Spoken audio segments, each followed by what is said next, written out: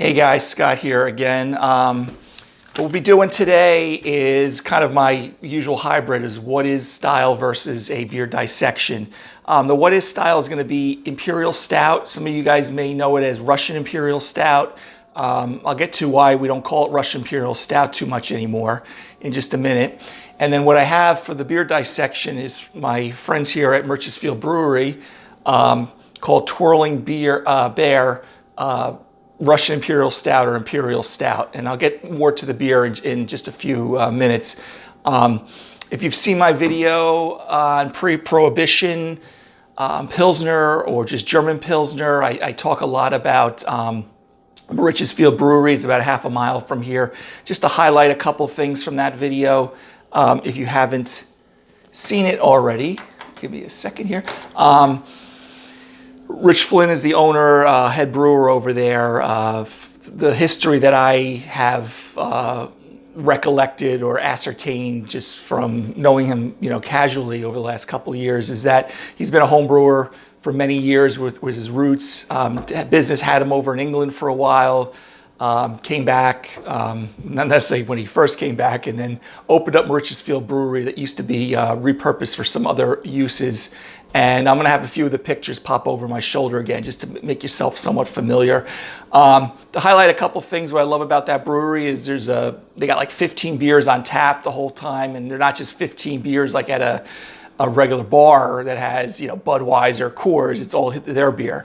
They do carry some wines from local Long Island vineyards.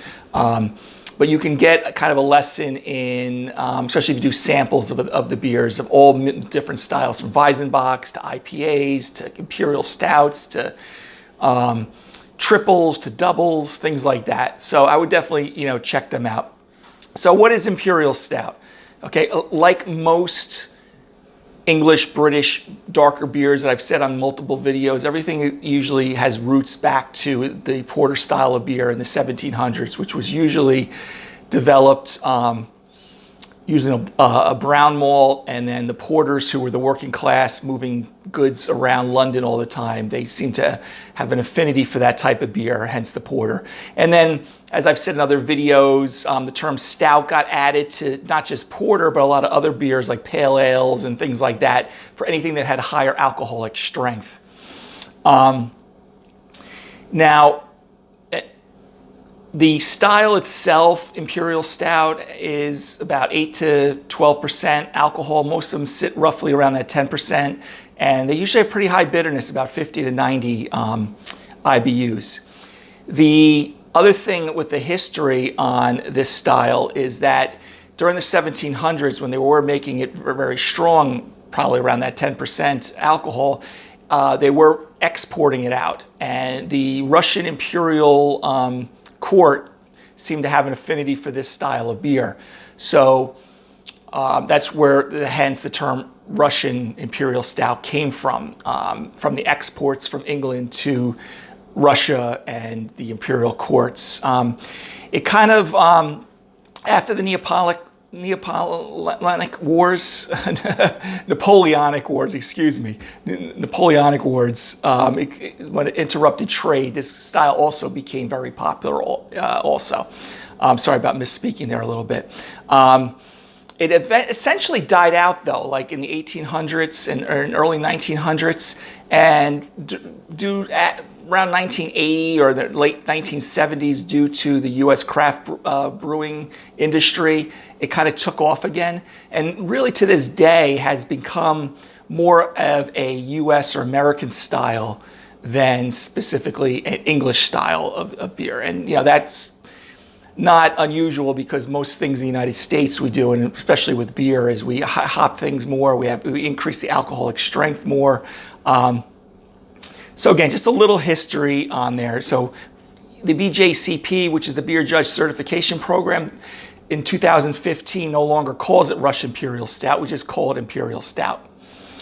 All right, so again, just a little history from porter style to the Russian Imperial Court, and things like that. Some commercial style, Samuel Smith's makes an Imperial Stout. North Coast Brewing Company makes Old Rasputin, which is an Imperial Stout. And of course, Rasputin was a Russian figure, hence they still use a lot of kitschy terms, some of these breweries, for Russian figures because of the old Russian Imperial Stout terminology. This beer is usually like a dark reddish brown to maybe even a jet black color. It's going to have dark fruit flavors and aromas, chocolate, roast. There's definitely going to be there should be a kind of a pronounced roastiness to this. There should be some pronounced bitterness because this is hopped usually, like I said earlier, about 50 to 90 IBUs, which is your international bitterness units. You're going to get a lot of dark fruits like plums, figs, rum-soaked raisins, anything like that. Some like kind of a toasty, dark breadcrumb type of character to the malt. They're probably using some English hops in the English varieties of this, like East Kent Goldings or Fuggles hops and things like that. So you may get a little bit of that earthiness, floral character, woodsy from some of the English hops that you get. But again, there are a lot of U.S. versions of this, and they may tweak the hop character a little bit. So again, some history on the stout, from porter to stout porter to stout. The export for being Russian Imperial Stout in the Napoleonic Wars kind of sparked the popularity of it at that time. Okay, so let's talk more about my Twirling Bear from Moriches Brewery. And again, I told you a little bit about this label. They've kind of kept these labels around. You may not be impressed with it because just this "Hello, my name is," but they've been doing it for 2-3 years when they opened. Again, I talk more about Moriches Brewery in that Pilsner video that we posted just after or before this. The thing about this beer too is that about when it's done, they age it for about, when they make it, they use oak chips and they have it soaked in a particular bourbon. And I used to have the name of the bourbon, but I don't have it handy here right now. So it's also aged for at least 6 months beyond that. So they make the beer, they soak it in the oak chips that have been put in bourbon to just sanitize it.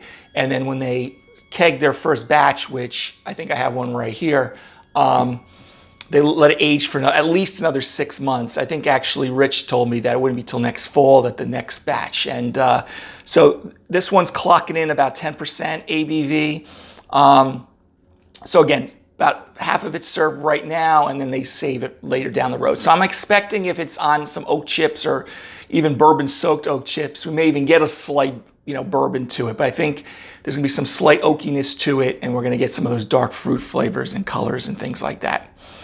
Okay, so let's crack this bad boy open. Here we go.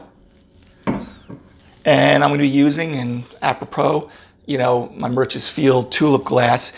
Something at 10% when you're at these places, expect it to be served in a snifter, a small snifter or a small tulip like this, roughly 6 to 10 ounce pours.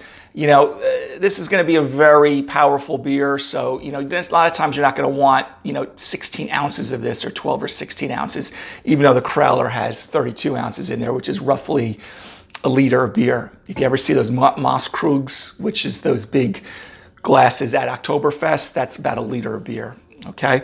So let's open this up. So again, this compared to a lot of other Imperial Stouts, I'm expecting to get a mild, kind of oaky, possibly bourbon. I think Rich had said that they just use the bourbon to sanitize the wood chips and stuff. Even when I've homebrewed with wood chips, usually use the alcohol for sanitation purposes, okay?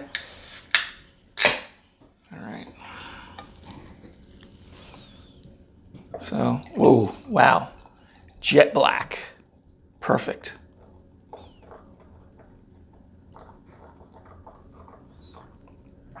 Okay, so let's take a look at this. Wow, jet black, a nice brownish head. I didn't pour it as aggressively as I usually been doing these days, to a tan head there.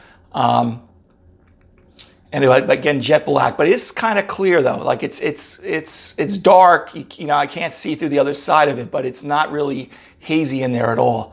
But it is very dark. So let's take a sniff of this. Yeah, definitely a lot of chocolate on the front end. Coffee, like kind of not quite as, kind of like a freshly ground kind of espresso in the initial whiff that you get, but maybe not even as dark as espresso. You also get those dark fruit flavors. So you kind of get that bittersweet chocolate. A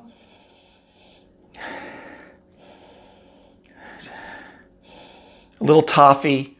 I get a very subtle on the if I take a longer sniff. At the end of the longer sniff, I'll get a little bit of that oak there. But, there's definitely some dark fruits. Maybe like think of plums, figs, rum-soaked raisin type of smells. Almost like a Belgian dark strong would give you. They're very pleasant. I mean, it's really nice and welcoming as far as the chocolate on the front end of this. And again, maybe some mild oak. So dark fruit, chocolate, things like that. Not much, I'm not getting much from the hops. There's maybe a little bit of earthiness to it. It's just that the chocolate, and there's even some nut. Like I get a little nut to it, like a hazelnut, like a roasted hazelnut type of aroma too. Or even like a roasted pecan type of thing with the toffee and the chocolate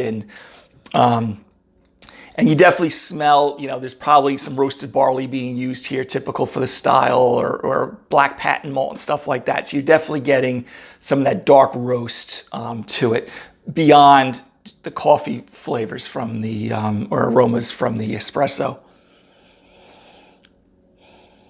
Okay. But very nice. And again, when you take the short sniffs too, you'll get even a little bit more oak in there than even the longer sniff. And I recommend you doing that. Take some short sniffs. You can even do a covered swirl with your glass. I'm not going to try to do it here on camera. And then take the aroma in, and sometimes do longer sniffs. So some aromas, and you're going to be able to pick up on short choppy sniffs, some longer sniffs and stuff like that. If you need to reset your nasal, aroma pathways, breathe a little bit into your arm and then take it in again. Okay, so cheers. Let's take a drink of this. Here's another, take a look at it here.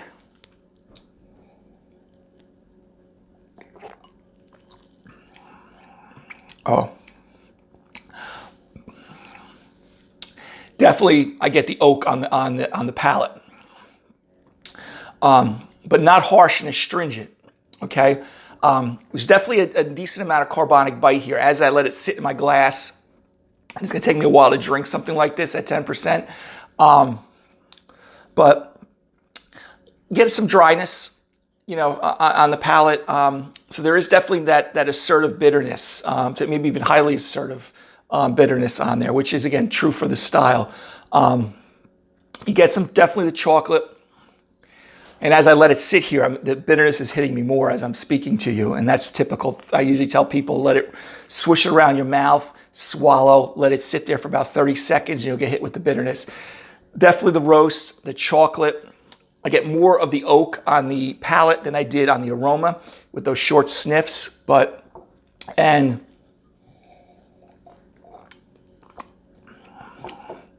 there is some alcohol, definitely some alcoholic warmth here. So when you're getting those dark fruits like fig, plum, I got to feel that the chocolate and the roast kind of dominates the dark fruit flavors a little bit, but you still get a little bit of it. I wouldn't say as much fruitiness as a Belgian double or a Belgian dark strong that I get, like rum-soaked raisins with those styles of beer. The roast and the coffee, chocolate flavors, and a little bit of the oak, I think, dominate a little bit more than some of the dark fruit flavors, just in my take on this. The carbonation is there. definitely medium to full mouthfeel here, but there's enough carbonation that it kind of smooths it out a little bit. You're not getting that, sludgy, thick. It drinks a little bit lighter than a barley wine, even though both are coming in around 10%. I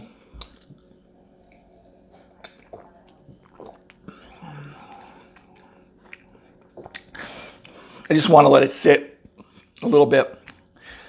The aftertaste, I get a little bit more fruit, more that plum, rum-soaked raisin, like as I said, like a black currant type of taste. Again, all pleasant. This is very well made, which I'm not really surprised about. But it has that alcoholic warmth. But again, this is Twirling beer again, Russian Imperial Stout style. But the chocolate, the coffee. So if you like beers with, again, there's no chocolate in the beer, but with chocolate, hits you. Roastiness, a little coffee, like espresso roast type of coffee. I get more oak on the palate than I do in the aroma. Do you remember the aroma? I was getting a little bit more in the short sniffs.